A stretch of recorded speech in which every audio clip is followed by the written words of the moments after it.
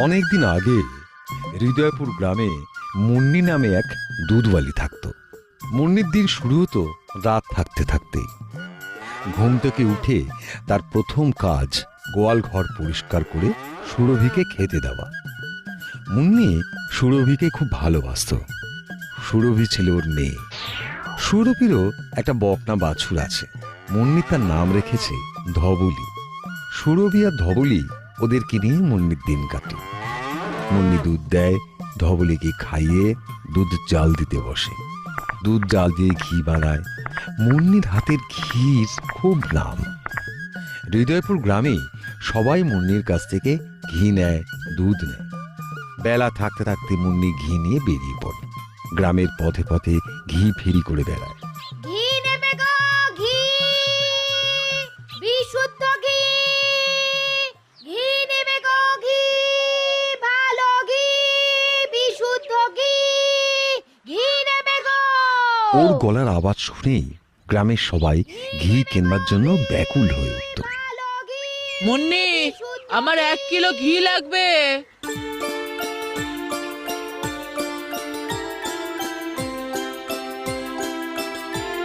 এই নাও গো মাসি, নাও। মুন্নির থেকে ঘি নিয়ে দাম দেয়। মুন্নি চলে যায় অন্যজনের কাছে। এমনি করে দিন কাটে মুন্নির। মুন্নির এবার বাড়ন্ত দেখে মুন্নির প্রতিবেশী কালু আর তার বউ মানদার খুব হিংসে হয়। ওরা স্বামী স্ত্রী মিলে পরিকল্পনা করে যে মুন্নির মতো তারাও ঘির ব্যবসা করবে। একদিন কালু তার বউকে বলে, দেখো গিন্নি, আমাদেরও গাই গরু আছে, আমরাও ঘির ব্যবসা শুরু করে দিতে পারি। কিন্তু ওই মুন্নির যে নাম ডাক, সেইখানে আমাদের বিক্রি হবে কি করে? সব হবে, শুধু একটু বুদ্ধি খাটাতে হবে। হ্যাঁ, আমরা ওই মুন্নির থেকে কম দামে ঘি দেব। তাতে অর্ধেক থাকবে বনস্পতি তেল আর অর্ধেক ঘি। আর অল্প ছড়িয়ে দেবো ওই ঘিয়ের গন্ধওয়ালা পাউডার। এই বলে তারা ঘির ব্যবসা শুরু করে। প্রথমে কালু যায় মোড়ল গিন্নির কাছে।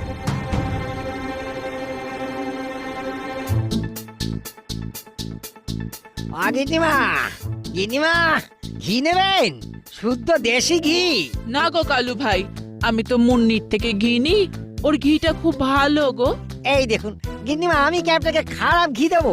একবার একবার একবার ঘিয়ের গন্ধটা শুকুন, শুকুন, শুকুন।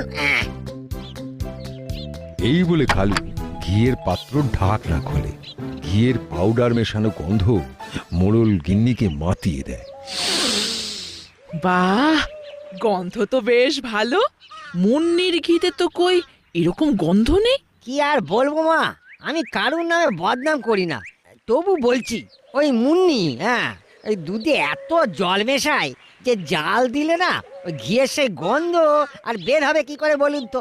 মা, আপনি যে দামে মুন্নির ঘি নেন তার অর্ধেক দামে আমি আপনাকে দেব। এই কথা শুনে মোড়ল গিন্নি তো ভারী খুশি। কালু এখন ওর বাঁধা ঘি বিক্রেতা। মোড়ল গিন্নি গ্রামের সব মানুষকে বলে দিলেন যে মুন্নি একটা ঠক। মুন্নি আর কি করে, অল্প ঘি তৈরি করে দূর গ্রামে ফেরি করে।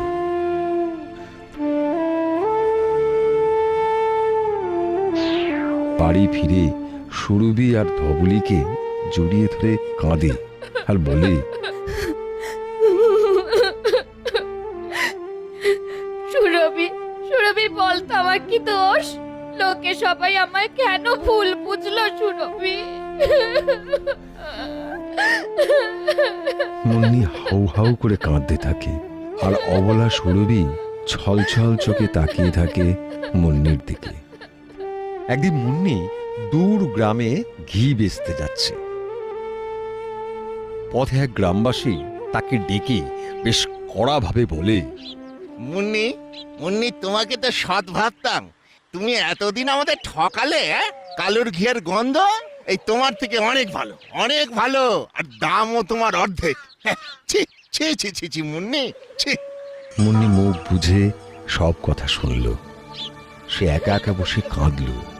আজ সুরভির চোখেও জল, সুরভিও কাঁদছে। কালুর খুশি আর ধরে না। তার বিক্রি বেড়েছে। সে আরো লাভের আশায় ঘিতে আরো বেশি বনস্পতি তেল মিশিয়ে গ্রামের পথে পথে বিক্রি করতে করতে সে পৌঁছলো সত্য হালুইকরের বাড়ির কাছে। ওকে দেখে সত্য ডাকে, ও কালু ভাই, কালু ভাই, আজ আমাকে 4 কিলো ঘি দাও তো। এই কেন গো সত্য, আজ এত বেশি ঘি নিচ্ছ? কোনো অনুষ্ঠান আছে নাকি গো? ও মা, জানো না আজ তো জমিদার বাবুর নাতির মুখে বাঁধবো, আমাকে দেশি ঘিয়ের মিষ্টি বানাতে হবে। কালু তার 4 কিলো ঘি ওজন করে সত্য হালুইকরকে দেয়।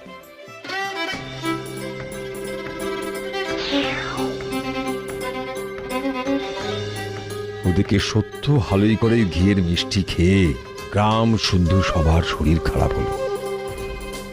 এমনকি জমিদার মশাই নিজে অসুস্থ হলেন।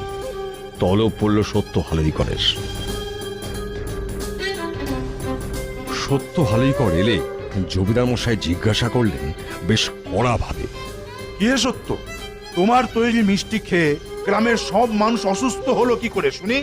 তুমি তো জানো ভেজাল দেওয়া কত বড় পাপ। কি শোনো, আমি তোমাকে কঠোর শাস্তি দেব। সত্য তো ভয়ে সারা। একে রাশভারী জমিদার, তার উপর গম্ভীর গলা। সত্যর হাত পা পেটের মধ্যে সেঁধিয়ে গেছে। কোন রকমে ঢোক গিলতে গিলতে সত্য বলে, বাবু, বাবু, খাবার খেয়ে আমিও অসুস্থ হয়ে পড়েছি, কিন্তু কিন্তু বিশ্বাস করুন, আমি ছানাতে কোনো ভেজাল মেশাইনি, শুধু শুধু ঘি নিয়েছিলাম ওই কালুর কাছ থেকে। অমনি গ্রামবাসীরা রেড়ে করে তেড়ে এলো। এক গ্রামবাসী বলে, বাবা বাবা বাবা বাবা, এই নিজের দোষ থাকতে এই বেচারা কালুকে দোষী করতে তোমার লজ্জা করছে না? আরেক গ্রামবাসী বলে, আমরা তো সবাই ওর থেকে ঘি নি, কই আমাদের তো কখনো অসুখ হয়নি। এই স্বীকার করো যে তোমার ছানা খারাপ ছিল। সত্য মনে মনে ঠিক করলো কালুকে সে ধরবেই। তাই সে মোড়ল মশাইয়ের কাছে গিয়ে বলে, মোড়ল মশাই, আমি সত্যি করে বলছি, আমি সব সময় 1 নম্বর ছানা দিয়েই মিষ্টি বানাই।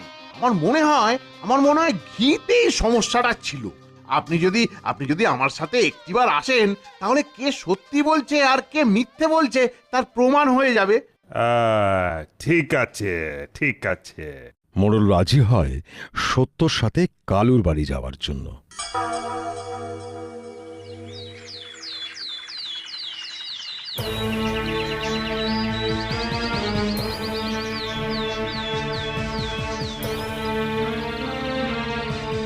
পরদিন কাক ভরে সত্য আর মোড়ল মশাই দুজনে কালুর বাড়ির জানলা দিয়ে উঁকি মারে। কালু আর মানদা যখন ঘিতে বনস্পতি মেশাতে ব্যস্ত, মোড়ল আর সত্য ঘরে ঢুকে পড়ে। মোড়ল বলে, ছি ছি কালু, ছি, তুমি এত নীচ যে খাবারে ভেজাল মেশাচ্ছ।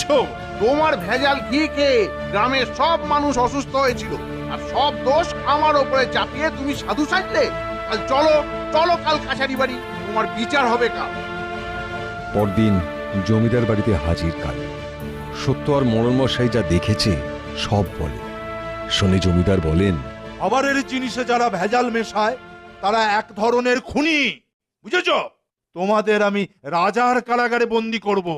বাকি যে কটা দিন বাঁচবে ওখানে বসে ভাবো, বেশি লোভে পাপ আর পাপে মৃত্যু। তারপর রাজার পেয়াদা এসে কালু আর মানদাকে ধরে নিয়ে গেল। আর গ্রামবাসী বুঝতে পারল যে তারা মুন্নির প্রতি খুব অন্যায় করেছে। তারা দল বেঁধে মুন্নির কাছে যায়। মোড়লগিন্নি বলে, মুন্নি, আমরা সবাই মিলে তোমার কাছে ক্ষমা চাইতে এসেছি, তুমি আমাদের ক্ষমা করো।